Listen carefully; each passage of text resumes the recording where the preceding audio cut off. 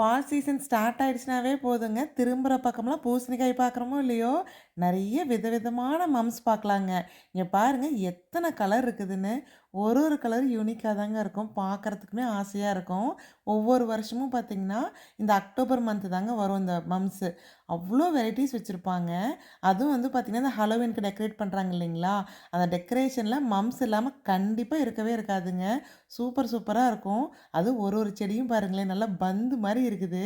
அதுவும் பூ பூத்ததுன்னா, அப்படியே ஒரு செடி ஃபுல்லா பூ மட்டும் தாங்க இருக்கும். இலையே சுத்தமா தெரியாது. அவ்ளோ அழகழகா இருக்கும்.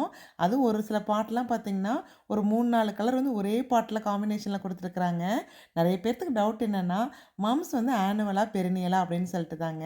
இது வந்து பெரினியல் தாங்க. ஒரு டைம் வச்சிட்டோம்னாவே, அவ்ளோ சூப்பரா ஜம்முன்னு தழைஞ்சு வந்துரும். நம்ம வைக்கிற இடத்த பொறுத்து தாங்க இருக்குது. இது எல்லாமே லாங் வீடியோல போஸ்ட் பண்ணியிருக்கிறேன். கண்டிப்பா பாருங்க.